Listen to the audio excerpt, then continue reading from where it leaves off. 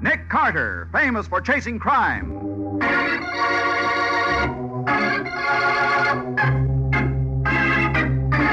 Every week at this time, two great names are joined as brings you one of the most resourceful and daring characters in all detective fiction. Nick Carter, Master Detective.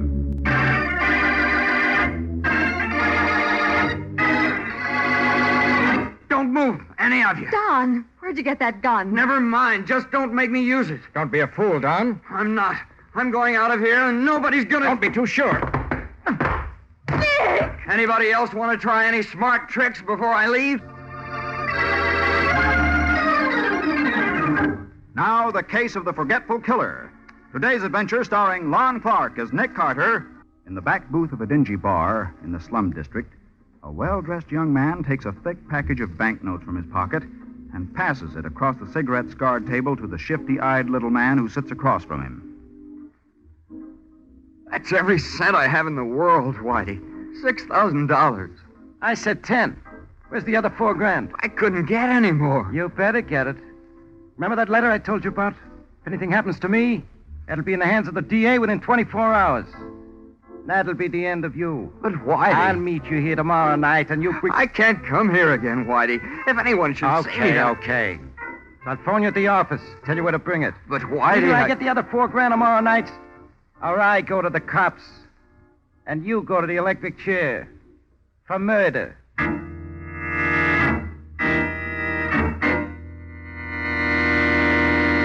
Don, if there were any way I could raise the money for you, I would. You know that. Oh, I know, Chris. I wouldn't have asked you, except I've tried everything else.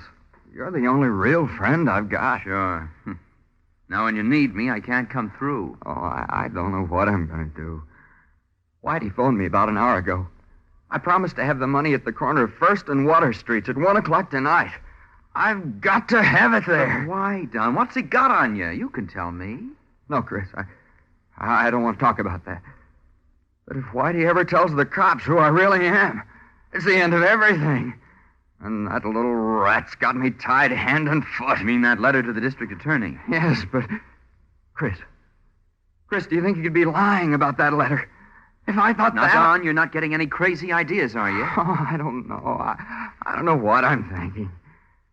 There's only one chance left. Yeah?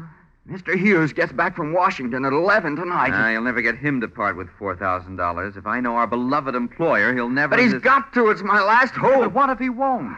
Then I'll be waiting for Whitey just the same. And it'll be a meeting he'll never forget.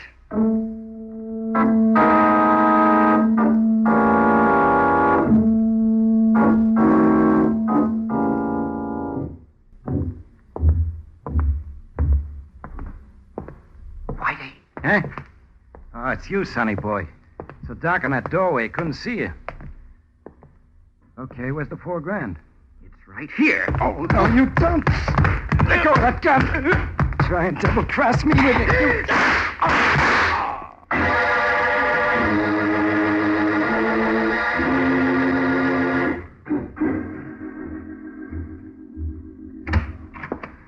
Good morning, Matty. Oh, hi, Nick. Hello, Patsy. Good morning, Sergeant Matheson. Mr. Hughes, this is Nick Carter and Patsy Bowen. How do you do? Hello, Mr. Hughes. Well, thank goodness you're here at last. At last. Mr. Hughes, it's been exactly 17 minutes since Sergeant Matheson phoned and asked us to come down here to your office. I haven't even had my breakfast yet. What's this all about? Mr. Carter, my firm publishes children's and religious books. A notoriety, scandal, unfavorable publicity, anything like that can ruin us. You see, Nick, there was a murder in the waterfront district last night. Cheap little two-bit crook named Whitey Gear was shot to death. We found this slip of paper on Whitey's body. What? Why, that looks like one of those slips of paper they have in phone booths for people to write phone numbers on. That's what it is, Patsy. What's the connection, Matty? The phone number written on that paper is the number of the Hughes Publishing House. Oh, I see. Oh, hey, there's something else written here, too. Don Mason, 1 a.m., 1st Avenue and Water Street. Right. And Whitey was found dead at the corner of 1st and Water, shot to death about 1 a.m., according to the medical examiner. So Don Mason... Now, wait a minute. Who is this Don Mason? Oh, that, Mr. Carter, is the crux of the whole thing. Don Mason is my sales manager, and he's engaged to my daughter. Oh, I see. And you think Mason kept the appointment with Whitey and murdered him, huh? Well, of course, don't you? I wouldn't know, Matty. This slip of paper with Mason's name on it certainly doesn't convince me. Well, I don't get you. From what you tell me, I doubt that Whitey was the kind of man who'd make a memorandum about anything. Oh, phooey. He did it this time, and that's all I care about, Nick. Maybe. Look, Matty, has anybody else handled this piece of paper except you and me? I know. I took it off the bite myself. Why? Then let's put it in an envelope and see that no one else does touch it. Uh-huh. Okay, if you want to. But there's another thing, Nick. Yeah? Whitey was a skinny little runt, but from the looks of things, he must have put up a whale of a fight before he was killed. We found a couple of gray wool threads under his fingernails, like from a gray tweed coat. And Whitey's coat was brown. Oh, then you think those threads came from the killer's coat during the struggle. Sure, Patsy, what else? Uh-huh. And Mr. Hughes here tells me Don Mason wears a gray tweed coat.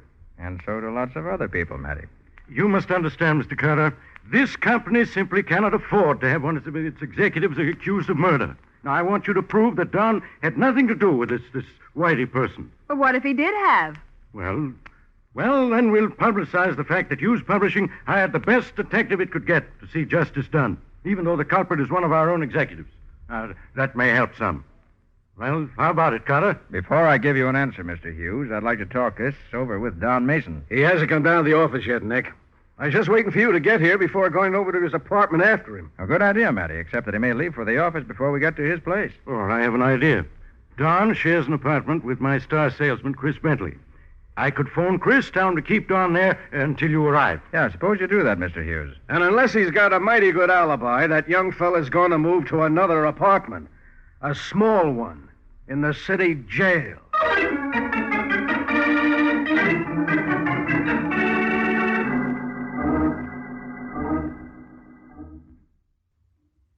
Don, wake up. Oh, go away. Wake up, you dope. Snap out of it. Oh, good morning, Chris. What's the matter? Old man Hughes just phoned that some people are coming to see you. He says to tell you to wait here until they arrive. Okay. Oh, I feel terrible. Don, where were you last night? Huh? Get with it, Don. You didn't get in until after I went to bed, and that was 3 o'clock. Where were you? Well, I don't know. I can't remember. Did you get the money from old man Hughes? Money? What money? The money to pay off that blackmailer. Did you get it?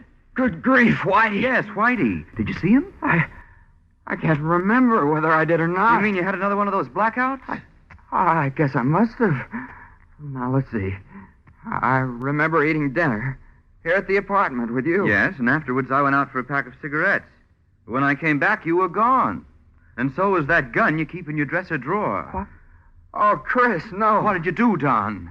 Why'd you take the gun? You've got to remember. Oh, I can't. I can't remember anything. I went all over town looking for you, but you just disappeared. Oh, from the way my head feels, I'd think I must have been in some bar, but I don't drink. Wait a minute. What are you doing? Looking for your gun.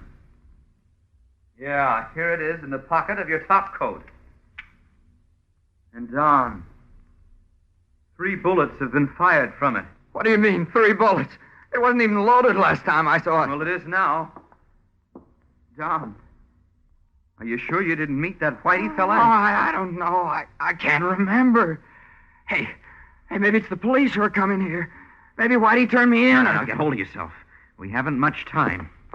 What are you doing now? I'm putting the gun on this little shelf over the door in the coat closet. Not much of a hiding place, but it'll have to do until we can get rid of it. Chris, I won't let you get mixed up in Now, this. don't be silly. Now, get this. You never even heard of this Whitey person. You were here all last night. You never left the apartment, understand? Yeah. I never left the apartment. After dinner, you and I played gin rummy and listened to the radio until 3 a.m., and then we went to bed. You were here all last night. And I'll swear to it.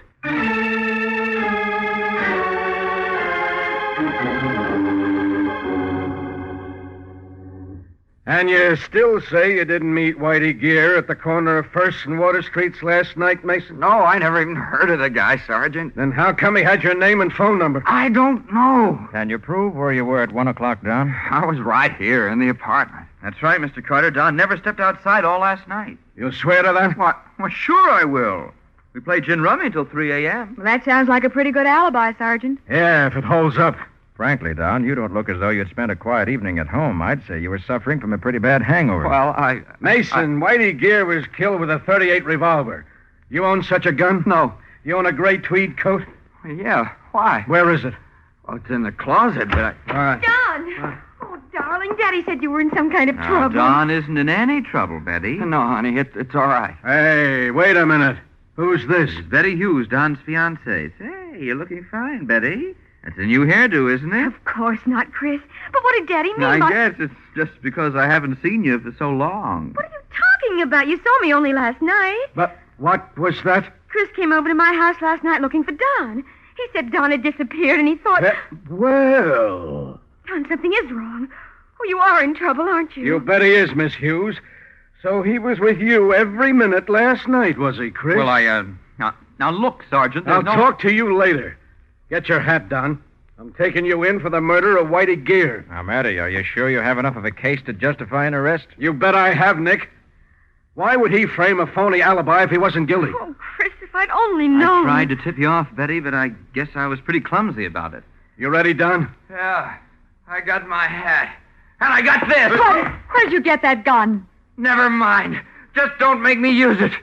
Because if I do, somebody's going to get hurt. Unmindful of the fact that his action is practically a confession of guilt, Don stands near the door, holding Nick, Matty, and the others at the point of his gun. In just a moment, we'll see what happens next.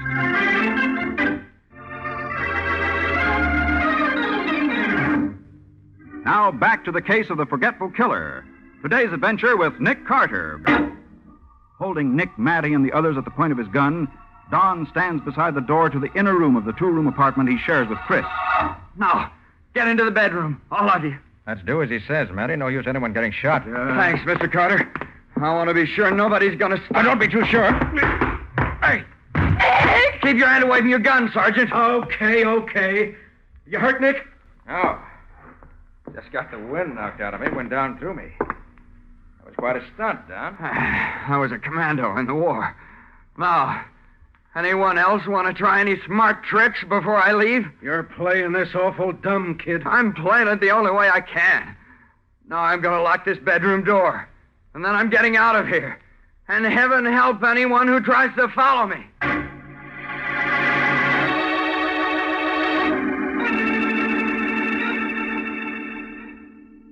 So you both just stood there and let him walk out, did you? A fine pair of detectives you turned out to be. They didn't just stand there. As soon as they heard the outside door close, Nick and Sergeant Matheson were after him. Yeah, but by the time we got the door unlocked, he was out of sight. He left his wallet in the dresser, along with some small change, keys, and so on. He won't get far without a cent in his pocket. Yeah, he left that gray tweed coat, too. I sent it down to the police lab. And if those threads under Whitey Gear's fingernails came from that coat, we'll know it in a couple of hours, Nick. That young scoundrel. When I think of all I did for him. What did you do for Don, Mr. Hughes? Why, I gave him a job, didn't I? You even promoted him to be sales manager when he wasn't in line for the job, simply because Betty was in love with him. Well, I guess she sees a mistake now. I doubt it. When a girl's in love... Oh, love fiddlesticks. Before he came along, it was Chris. For him, somebody else. How long has Don worked for you? Ever since he came here from Toronto, 1942. He was just out of the Canadian Army. I thought I was being patriotic by helping a disabled veteran. Disabled? Yeah. There wasn't anything disabled about the way he threw me clear across that room. It was a head wound. That's why they discharged him from the Army. He used to have periods when he'd black out completely. He couldn't remember where he'd been or what he'd done for hours at a time, even days. That hasn't happened for a year or so now. Well, according to Chris, it happened last night. That's why Chris tried to give him an alibi. He said whatever Don did, he wasn't responsible. Oh, the guy's just getting ready for a plea of temporary insanity, Nick. But he won't get away with it. Maybe he will, Matty.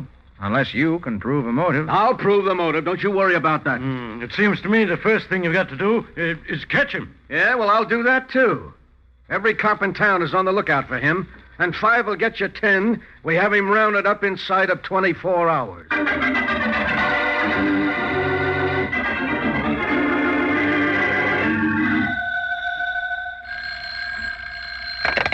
Hello?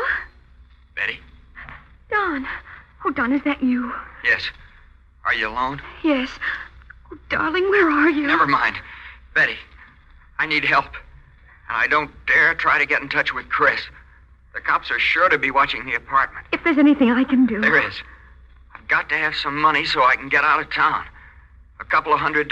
I'll get it. I'll bring it to you. No, I won't let you take any chances. Give the money to Chris. Tell him I'll be waiting in the freight yards at the foot of 68th Street at midnight.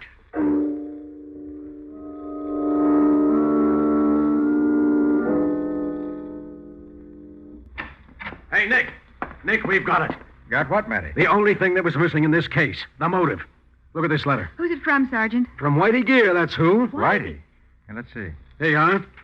He was afraid Don might try to knock him off, so he left this with a friend to be mailed to the district attorney in case anything happened to him.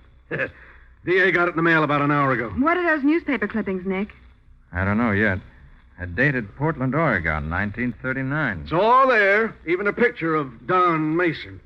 His real name is Jimmy Burke, and he's wanted for murder. Murder? Yeah, Patsy. He was mixed up with a juvenile gang in Portland that robbed a warehouse and shot the night watchman. And Don was the one who killed him? That's what this clipping says. Oh. The gun that killed the watchman was positively identified as belonging to Don. He must have escaped into Canada and joined the army there under the name of Mason, huh? You wire Portland for confirmation, Matty? Sure I did. No answer yet, Nick. Hey. Look at the handwriting on this note that was with the clippings. What about it? Well, that's Whitey Gear's handwriting. At least his name is signed to it. So what? Well, it's nothing like the handwriting on that memo you found in his pocket. Why, Nick, you're right. Hey, maybe Don wrote down the time and place he wanted to meet Whitey and then gave it to him. No, I don't think so, Matty. I have a hunch that memo was planted. Yeah?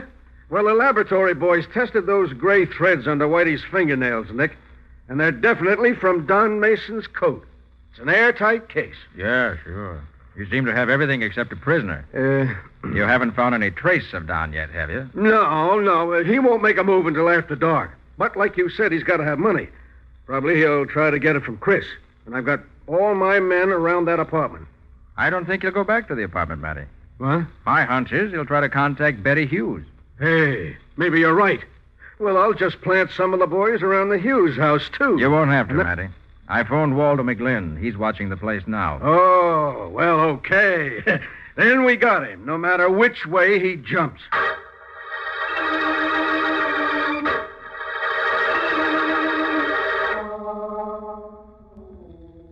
Oh, I think I'll go on home, Nick. It's been a long day. Yeah, it's almost midnight. I know, but I wanted to stick around the office. Hold it. Nick Carter speaking. Oh, Waldo. Huh? What? I see. Where'd she meet him?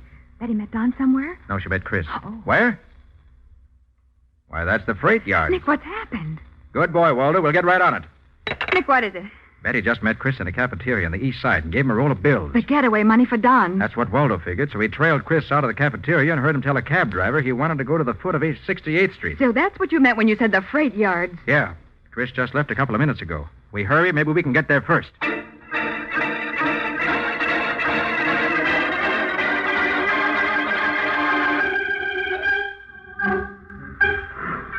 Nick, that was Chris ahead of us. I know it was. Yeah, I got a good look at him when he passed under the light. Where'd he go to? Maybe he went around the other side of this boxcar. There are a couple of 100 boxcars in this part of the yards. You can stop right where you are, Carter. Don! Thank heaven we found you, Don. I was afraid you'd Save it. Chris? Yeah, Don? Get his gun. Okay. Now, wait a minute, Chris. You're in trouble already. You help him now, that's going to make you equally guilty. Well, what can I do, Mr. Carter? Don's making me do this at the point of a gun. Aren't you, Don? Sure I am. You got it? You bet. Don, listen to me. Don't be a fool. You give yourself up, I think I can prove you're innocent. Innocent? But I'm not. I killed Whitey because he was blackmailing me. I must have. Do you remember killing him? Oh, no, I don't remember anything that happened last night, but I don't think you did kill him, Don.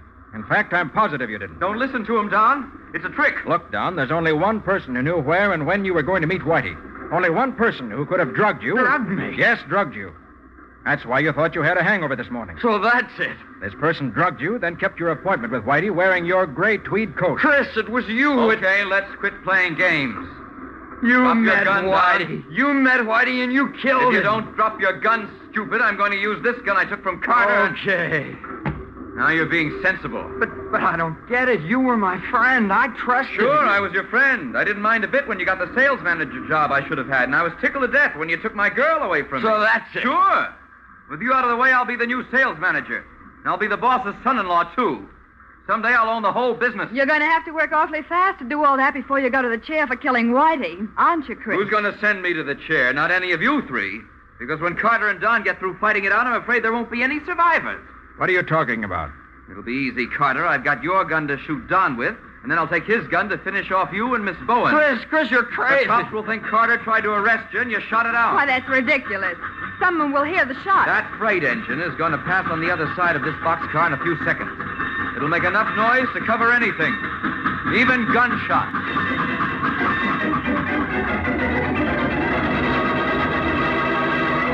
With a passing freight engine to cover the sound of gunfire, Chris's finger tightens on the trigger. We'll see what happens in just a moment.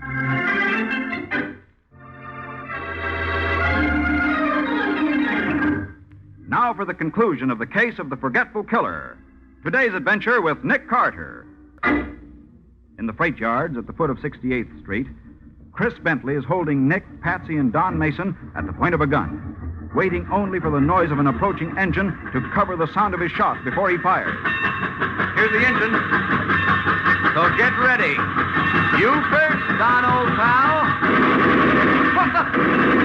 Hold it, Chris. Nick, hold it's it. Sergeant Matheson. Unless you want me to point this Tommy gun lower the next time. About time you got here, Matty. I started as soon as I got your phone call, Nick. You're not going to take me in? Nick, he's getting away. Not so fast, chum. There. That'll hold you for a while. Good work, Don. Holy mackerel, Don. What did you do to him? Didn't you recognize that stunt, Matty? It's the same one he used on me. And I can tell you from experience that Chris isn't going to do any more running away. Not for a minute or two.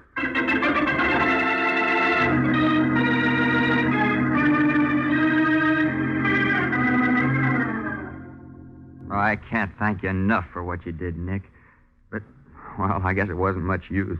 They'll only send me back to Oregon to stand trial for the killing that night, killing the night watchman back in 39. Oh, no, they won't, Don. Sergeant Matheson wired the Oregon police about you, and they wired back that the charge had been dropped. That's right, Don.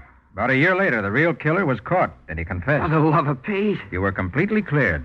But if Chris wanted to get rid of me, why did he kill Whitey to do it? Well, for all he knew, he only had to sit tight and let Whitey turn me in. He said you were going to Mr. Hughes for the money, and he was afraid you might get it. And he couldn't turn you in himself because you wouldn't tell him what Whitey had on you, or even what your real name was. Yeah, that's right. But even after he killed Whitey to make sure the DA got that letter, Chris tried to give me an alibi. Oh, it just doesn't make sense. Well, that was only a part of his scheme to put himself in a good light with Betty Hughes. He knew that alibi wouldn't stand up. In fact, he made sure it wouldn't stand up by going to a dozen places looking for you. He knew someone would remember that he'd said you disappeared and couldn't be found. And to think you figured the whole thing out from that piece of paper with my name on it. And the time and the place where I was supposed to meet Whitey. Just a minute, Don. That's not quite true. That slip of paper looked a bit phony to me, but that was all. When Chris tried to incriminate you by putting that piece of paper in Whitey's pocket, he was actually furnishing the evidence that was going to convict him. What do you mean? He forgot a very important thing. Fingerprints. Fingerprints? Yes, Whitey's fingerprints weren't on that paper. So obviously he couldn't have written it. But Chris's fingerprints were all over it. Wow, he did forget something important, didn't he? Uh-huh. But, say, Nick, you didn't know about those things until an hour ago. Why were you so sure Don was innocent? I became convinced the minute he threw me across the room in his apartment. What'd that have to do with it? Well, Whitey was a scrawny little fellow. Yet Matty said he put up quite a fight before he was killed. Oh, I see what you mean. If Don could put you flat on your back in 2 seconds, a little guy like Whitey would have been licked before he started. Right, Patsy. Well, this is the first time in my memory that a man has made a friend of me by knocking me down.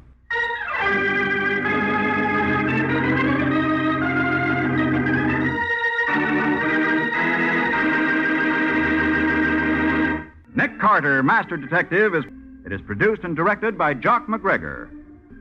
Charlotte Manson is featured as Patsy. Ed Latimer plays Matty. Today's script was written by Jim Parsons. Original music is played by Henry Silverne. This is Ralph Camargo.